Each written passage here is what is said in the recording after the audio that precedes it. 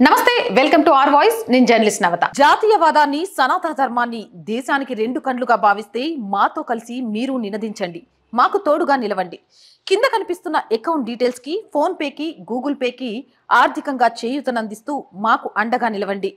ఆర్థికంగా మీ చేయూత మాకెంతో అవసరం బంగ్లాదేశ్ కి స్వతంత్రాన్ని సంపాదించిన నేత రాష్ట్రపతి మరియు ప్రధానిగా పనిచేసిన వ్యక్తి షేక్ ముజిబుర్ రెహమాన్ ఆయన్ని మిలిటరీ 1975లో ఆయన ఇంటిలో ఆయన భార్య కొందరు పిల్లలు సహా కాల్చి చంపేసింది ఆయన కూతురే షేక్ హసీనా మాజీ ప్రధాని ఆయన దేశానికి స్వతంత్రం తెచ్చాడు అనే గౌరవంతో ఆయన్ని అందరూ భాంగా బంధు అని పిలుస్తారు అయితే మొన్నటి వరకు ప్రధానిగా చేసిన ఆయన కూతురు షేక్ హసీనాపై కోపంతో ఆమె పదవిలో నుంచి దిగిన క్షణం నుండి ప్రజలు ముజిబుర్ రెహమాన్ కి సంబంధించిన ఇల్లు విగ్రహాలు స్మారక కట్టడాలు అన్ని ధ్వంసం చేయడం మొదలుపెట్టారు నిన్న అల్లరి ముఖలు మరో అడుగు ముందుకు వేసి ఈ ముజిబుర్ రెహమాన్ జీవిత చరిత్ర ఆధారంగా సినిమా తీసిన చిత్ర నిర్మాత సలేం ఖాన్ ను హీరోగా పలు చిత్రాల్లో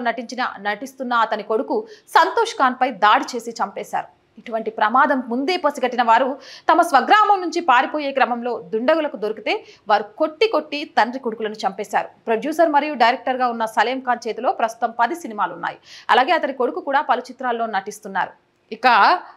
వీళ్ళ కోపాన్ని చూస్తుంటే నిజంగా రిజర్వేషన్ అంశం అనేది పైకి బూచిలాగా చూపించి అంతర్గతంగా ఏదో కుట్ర పెట్టుకొని చేసినట్టు అనిపిస్తుంది సినిమాలో నటిస్తే తప్పు చేశారా సినిమాకి డైరెక్షన్ చేస్తే తప్పు చేశారా ఆ క్యారెక్టర్లో నటించడమే వాళ్ళు చేసిన తప్పని అంత ఘోరంగా కొట్టి చంపాలా అంటే వీళ్ళ ఎండ్ ఆఫ్ ది డే వీళ్ళ ఆలోచన మత ఛాందస్సవాదం ఎక్కడి దాకా వెళ్తుంది ఇలాంటి వాళ్ళకి ఎలాంటి శిక్షలు వేయాలి ఇలాంటి దేశాన్ని ఐక్యరాజ్యసమితి లాంటివి బహిష్కరించాలి ఎవ్వడు కొంచెం కూడా సహాయం చేయొద్దు స్వతంత్రం తీసుకురావడానికి కారణమైన వ్యక్తి రిజర్వేషన్లలో తన కూతురు తగ్గలేదు అని